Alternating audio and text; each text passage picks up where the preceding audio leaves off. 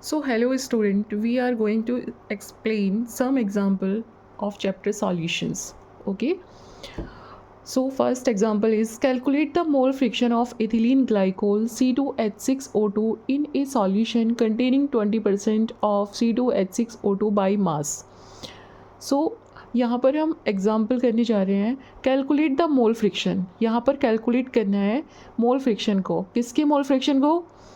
ethylene glycol C2H6O2 in a solution containing 20% of C2H6O2 by mass.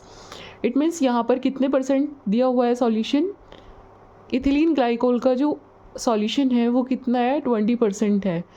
It means we assume that, हम मान लेते हैं कि यहाँ पर 20% क्या दिया हुआ है? इथिलीन ग्लाइकोल दिया हुआ है। तो रिमेन 80% क्या होने वाला है? वाटर होने वाला है, तभी तो सॉल्यूशन 100% होने वाला है। अभी हमने पीछे डिस्कस किया था कि हमने 10% क्या लिया था? 10 ml हमने लिया था ग्लूकोज और 90 ml हमने क्या लिया था? वाटर लिया था।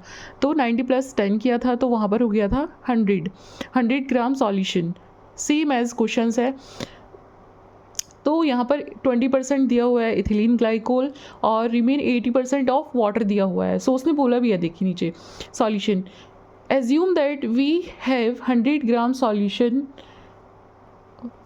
100 gram solution one can start with any amount of solution because the result obtained will be the same. Solution will contain 20% of ethylene glycol and 80% of water. It means उसने 20 + 80 किया है तो हमारे पास क्या गया है यहाँ पर? जब हम 20 ग्राम इथिलीन ग्लाइकोल को 80 ग्राम ऑफ वाटर में डिज़ोल्व करते हैं, मतलब मिलाते हैं, तो हमारा सॉल्यूशन प्रिपेयर होता है 100 ग्राम का। सो ये एग्जाम्पल अब करते हैं हम। सो हमारे पास सबसे पहले क्या दिया हुआ है? 20% ऑफ इथिलीन ग्लाइकोल, है ना। तो 20% हमें क्या दिया हुआ है?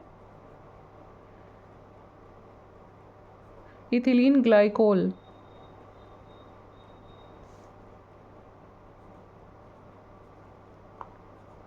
और हमें क्या दिया हुआ है? 80% हमें क्या दिया हुआ है? 80% हमें दिया हुआ है वाटर। और हम क्या कर रहे हैं? इसको हम 20 + 80 करते हैं तो हमारे पास क्या गया है? 100 ग्राम। क्या गया है? 100 ग्राम हमारे पास सॉल्यूशन आ गया है। 100 ग्राम सॉल्यूशन। सो 1 बाय 1 मैं स्टेप बाय स्टेप आपको एक्सप्लेन करके समझा रही हूँ। ओके। देन उसने आगे क्या बोला है? और उसने क्वेश्चन में हमसे पूछा है कैलकुलेट द मोल फ्रिक्शन। क्या कैलकुलेट करना है हमें? मोल फ्रिक्शन को यहाँ पर हमें कैलकुलेट करना है। Calculate the mole fraction ethylene glycol. किसके? इथिलीन ग्लाइकोल के इन सॉल्यूशन में, जो सॉल्यूशन में 20% है उसको हमें क्या करना है? कैलकुलेट करना है। तो सबसे पहले हम यहाँ पर क्या निकालेंगे? एथिलीन ग्लाइकोल C2H6O2 क्या होता है? एथिलीन ग्लाइकोल होता है। तो सबसे पहले हम उसका निकालेंगे मोलर मास। हमें पता है C का एटॉमिक नंबर कितना होता है? 12 होता है। कितनी बार यूज़ हुआ है? 2 बार यूज़ हुआ है।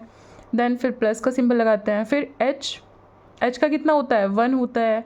H कितनी टाइम्स यूज़ हुआ है? 6 टाइम यूज़ हुआ है। O का कितना होता है? 16 होता है। कितने टाइम यूज़ हुआ है? 2 टाइम्स यहाँ यूज़ हुआ है। तो 12 × 2 करता है तो कितना आ जाता है? 24 आ जाता है। प्लस 6 × 1 = 6 प्लस 16 × 2 = कितना होता है? 32 हो जाता है। इन तीनों को प्लस कर देते हैं। प्लस करके कितना? तो ये हमारे पास कितना आ जाता है? 62 ग्राम मोल इनवर्स। ओके, ग्राम मोल इनवर्स में अब क्या करना है हमें? क्या करना है? Moles of C2H6O2। क्या करना है? मोल्स ऑफ C2H6O2 कितने दिए हुए हैं हमें मोल्स? हमें दिए हुए हैं 20 और हमारा मोलर मास निकाल करके कितना आया है? 62। अब क्या करना है यहाँ पर? ग्राम मोल इनवर्स। ओके, अब हमें क्या करना है? 62 को 20 से डिवाइड करना है। 62 को 20 से डिवाइड करेंगे तो कितना आ जाएगा? यहाँ पर कितना आ जाता है? यहाँ पर आ जाता है हमारा 0.322 ओके मॉल। अब हमें सेम एज इट इज़ जैसे हमने मोल्स ऑफ C2H6O2 निकाले हैं, सेम हमें क्या निकालने हैं, moles of water, moles of water,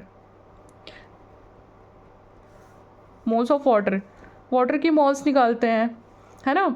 तो कितना, मतलब 20 + 80 किया था हमने, तो मतलब 80 तो हमें एज इट इज़ पता है, जैसे 20 पता था यहाँ पर 20 + 80 करे था हमने, तो वो हो गया था हमारे पास 100 ग्राम।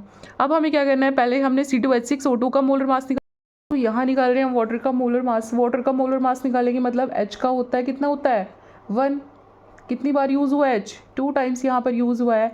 फिर O, ओके, O के पास कोई मॉलिक्यूल्स है क्या, नहीं है, बट O का कितना होता है 16 होता है, 2 × 1 = 2 +16 कर देते हैं तो कितना आ जाता है 18, क्या आ जाता है 18 ग्राम मोल इनवर्स। अब हमें क्या करना है, हमें ऑलरेडी पता है कि 80 ग्राम हमारे पास, 80 ग्राम हमारे पास क्या है, वाटर है, और 80 ग्राम दिया हुआ है, फिर 18 हमने क्या निकाला है, मोलर मास निकाला है, सो उसके अपॉन में रख देते हैं मोल इनवर्स। ओके, 18 की डिवाइड करते हैं 80 से, कितना आ जाता है, so guys moles of water हमारे पास कितने आ गए हैं, मोल्स ऑफ वाटर निकाल करके हमारे पास आ गए हैं 4.444 मोल इनवर्स। और देखिए यहाँ पर मैंने इसकी कैलकुलेशन भी की है, 18 से जब हम 80 को डिवाइड करते हैं, 18 डिनोमिनेटर में हमारा कितना दिया हुआ है 18 दिया हुआ है, फिर हम इसको 80 से डिवाइड करते हैं तो हमारे पास कितना आ जाता है 4.444।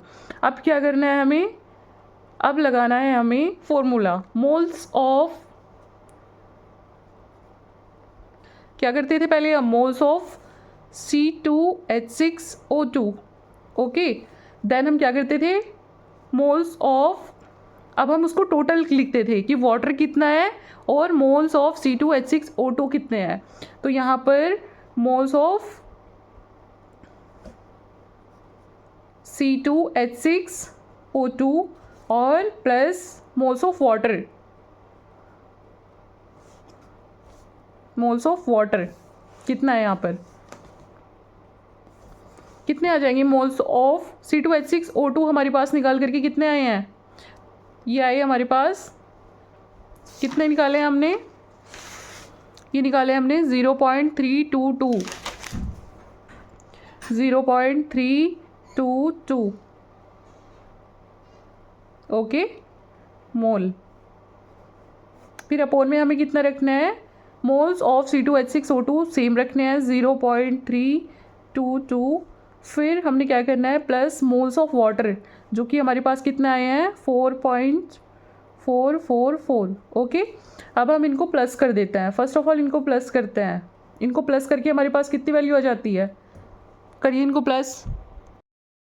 सो गाइस यहाँ पर हम इसको प्लस करते हैं, प्लस करने के बाद हमने इन दोनों को प्लस किया है, प्लस करके हमारे पास वैल्यू कितनी आ गई है 4.766, ओके। और हमारे पास जो वैल्यू दी हुई है 0.322 मोल, डिनोमिनेटर में हमारा कितना है, या तो हम इसको 2 से कट कर सकते हैं इजी बनाने के लिए, या तो फिर डायरेक्टली हम इसको डिवाइड कर सकते हैं, 4.766 से हम डिवाइड करेंगे किसको, 0.322 को, तो हमारे पास कितना आ गया है, अप्रॉक्सीमेटली हमारे पास जो वैल्यू आ गई है वो आई है 0.067। किसकी वैल्यूज़ आई है ये guys, moles of ethylene glycol कितने निकल कर आई है 0.067, अप्रॉक्सीमेटली इसको हम लिख सकते हैं 0.068, ओके। अब जैसे हमने वहाँ पर किसका निकाला था, फर्स्ट ऑफ ऑल यहाँ निकाला है हमने इथिलीन ग्लाइकोल का। अब नेक्स्ट में हमें 20% हमारे पास था इथिलीन ग्लाइकोल, प्लस 80% हमने क्या किया है, वाटर को ऐड किया है, वाटर ऐड करके हमारे पास 100% सॉल्यूशन बन गया है। अब हमने उसमें से क्या निकाला है, इथिलीन ग्लाइकोल निकाल लिया है। अब हमारे पास रिमेन्स क्या बचा हुआ है, वाटर बचा हुआ है। सो सेम कंडीशन, सेम चीज़ें हम क्या करने वाले हैं, वाटर के साथ इसको फॉर्मूले को ऐड करने वाले हैं, ओके। सो हमने यहाँ पर क्या किया है, सिमिलरली वाटर, मतलब वाटर को रखा हुआ है, वाटर की मोल निकाल करके हमारे पास कितने आए थे, वाटर की मोल हमारे पास निकाल करके कितने आए थे 4.444 मोल, ओके। सो आपके हमने किसको पुट किया है, सेम फॉर्मूले पे 4.44 की को हमने पुट कर दिया है अपॉन 4.76 से हमने क्या कर दिया है, इसको डिवाइड कर दिया है, तो हमारे पास कितना आया है, पहले हम दोनों वैल्यू को प्लस करते हैं, दोनों वैल्यू को प्लस करके हमारे पास ये वैल्यू आई है, और इस वैल्यू से इसी वैल्यू से हमने डिवाइड किया है। या तो आप इसको 2 से कट कर सकते हैं, पॉइंट से पॉइंट कैंसिल हो जाता है, इसको हम 2 से कट कर सकते हैं। बट अगर आप डायरेक्टली डिवाइड करना चाहते हैं तो इससे आप इसको डिवाइड कर सकते हैं। तो हमारे पास फाइनल आंसर आ रहा है 0.932। अब बताइए गाइस, आपको समझ में आया कि नहीं आया है? अगर आपको कोई भी डाउट आता है तो आप कमेंट बॉक्स में अपना डाउट लिखिए।